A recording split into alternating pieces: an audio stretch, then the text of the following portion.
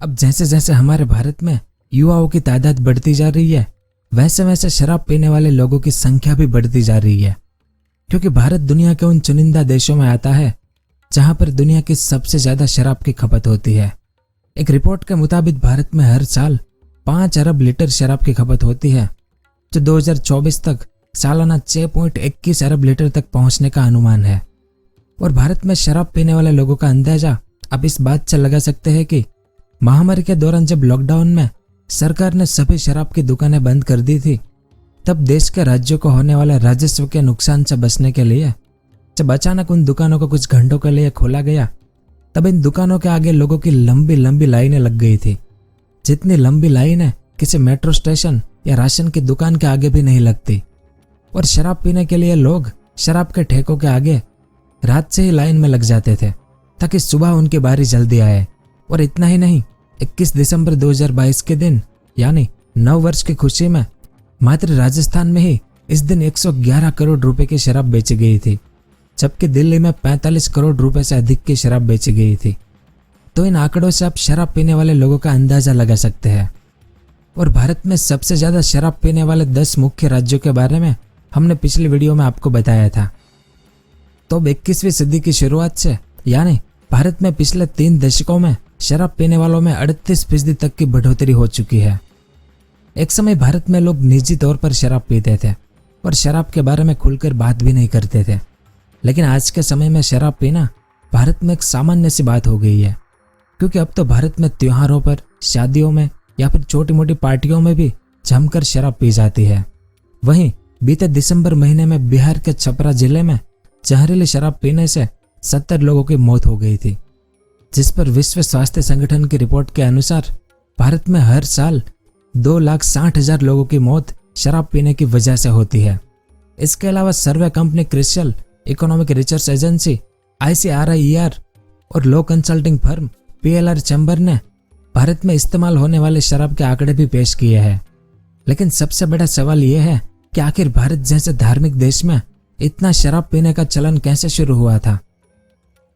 तो आज की इस वीडियो में हम इसी के बारे में विस्तार से जानेंगे कि भारत में कितनी शराब पी जाती है, भारत में शराब का चलन कैसे शुरू हुआ था, क्यों भारतीय लोग इतनी ज्यादा शराब का सेवन करने लगे हैं, भारत में शराब पीने से होने वाला नुकसान क्या है, क्यों हमारी सरकारें शराब पर पूर्ण पाबंदियां नहीं लगाती है, वो सब और इसके अलावा और भी बहुत कुछ जानने को मिलेगा आपको इस वीडियो में। तो वीडियो के अंत तक हमारे साथ बने रहिए। तो यू मॉनिटर इंटरनेशनल के अनुसार भारत मादक पेय पदार्थों के बाजार के मामले में चीन और रूस के बाद दुनिया का तीसरा सबसे बड़ा मार्केट है।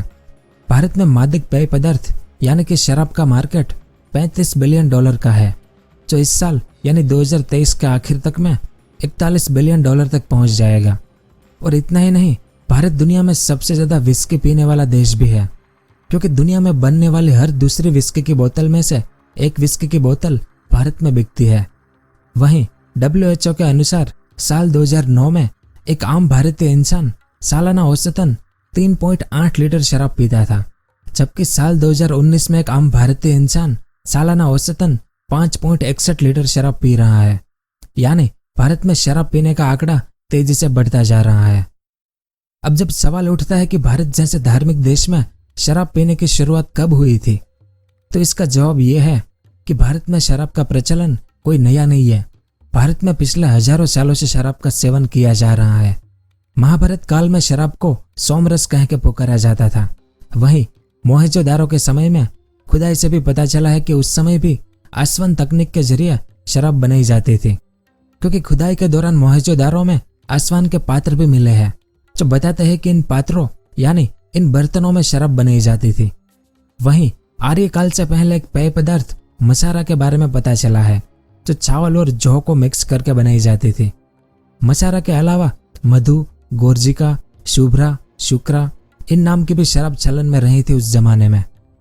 इसके अलावा भारतीय ऋग्वेद के 10वें मंडल में सोमा नाम की शराब के बारे में बताया गया है, और ऋग्वेद का एक पूरा अध्याय मात्र सोमा यानी शराब पर लिखा गया है, जिसमें बताया गया है कि यह सोमा एक पौधे से निर्मित होती है और इसे पीने के पश्चात नशे की अनुभूति होती है।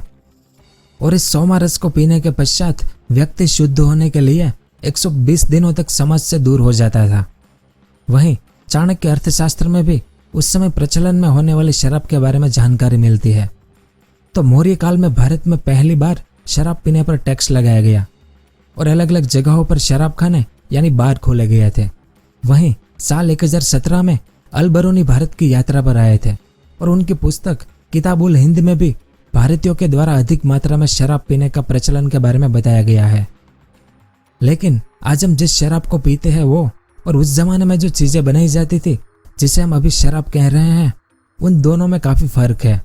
क्योंकि प्राचीन काल में शराब अलग अलग प्रकार के औषधियों और पौधों से निर्मित होती थी और बच्चों को शराब पीने की बिल्कुल मनाही थी।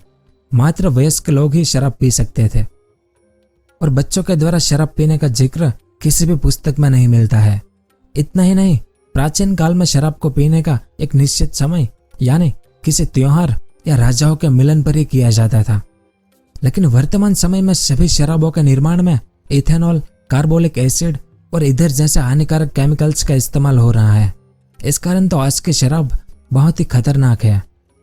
और इतना ही नहीं, ज्यादातर लोग आज रोजाना शराब का सेवन कर रहे हैं, जिसमें से ज्यादातर भारतीय थकान, मजे के लिए या फिर वर्कलोड को बहाना मानकर रोजाना शराब का सेवन करते हैं।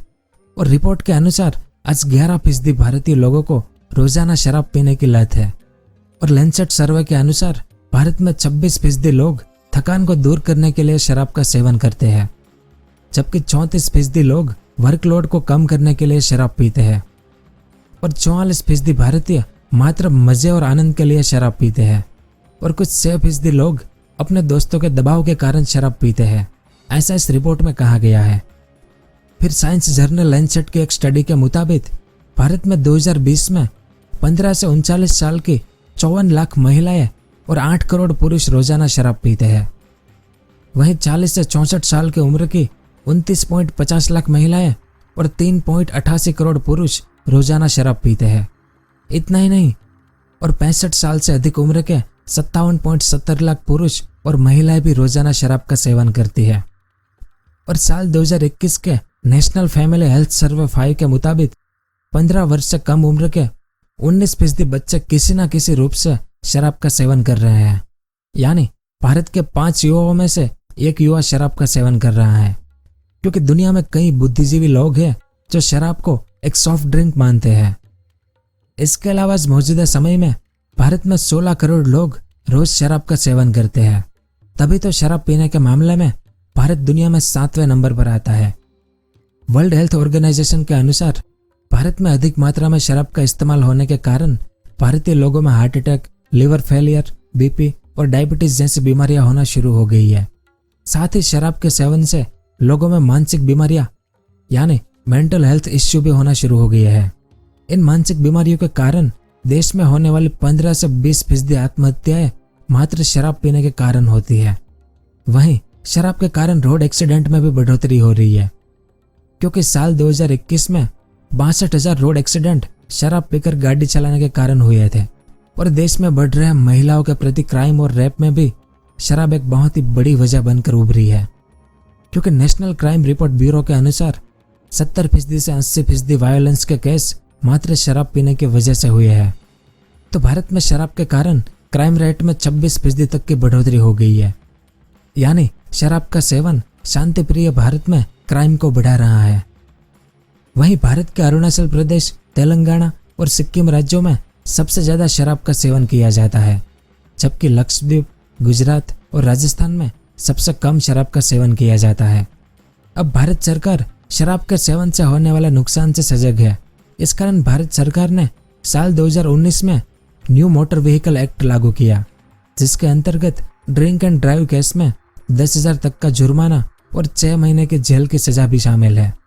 साथ ही 26 जून 2020 के दिन नशा मुक्त भारत अभियान भी लॉन्च किया गया था, जिसके बाद भारत में टीवी पर कोई भी शराब से संबंधित विज्ञापन नहीं दिखा सकता। साथ ही शराब की दुकानों को हाईवे से 500 मीटर अंदर तक रखने का नियम भी सरकार के द्वारा लागू किया गया है। लेकिन कोई भी सरकार एक हद तक ही शराब पर पाबंदी लगा सकती है, क्योंकि शराब से मिलने वाला राजस्व केंद्र सरकार और राज्य सरकार के लिए एक दुधारू गाय की तरह काम करता है। फिर रिजर्व बैंक ऑफ इंडिया की रिपोर्ट के मुताबिक देश के ज्यादातर राज्यों में टैक्स रेवेन्यू में 10% से 15% हिस्सेदारी शराब से मिलने वाले टैक्स की है। उत्तर प्रदेश और कर्नाटक जैसे राज्यों के टैक्स रेवेन्यू में तो 20% से ज्यादा अधिक हिस्सेदारी शराब की है। यानी राज्य सरकार एक्साइज ड्यूटी के नाम पर शराब बनाने और बेचने पर टैक्स लगाती है और कुछ राज्य वेट के जरिए भी टैक्स वसूलता है। जैसे और उत्तर प्रदेश राज्य ने साल 2019-20 में शराब पर टैक्स से 31,500 करोड़ रुपए, कर्नाटक ने 20,950 करोड़ रुपए और महाराष्ट्र ने 17,000 करोड़ रुपए से अधिक का राजस्व एकत्र किया था। यही कारण है कि भारत के ज्यादातर राज्य इस राजस्व प्राप्ति के कारण गुजरात और बिहार की तरह शराबबंदी के कानून अपने राज्य में लागू नहीं करते हैं। तो यहाँ सब कुछ था इस वीडियो में कि भारत में इतनी शराब क्यों बिकती है और उसके क्या कारण है। उम्मीद है आपको कुछ जानने को मिला होगा। अगर वीडियो पसंद आया हो तो इसे लाइक और शेयर जरूर करें। पूरा वीडियो देखने के लिए आपका बहुत बहुत धन्यवाद।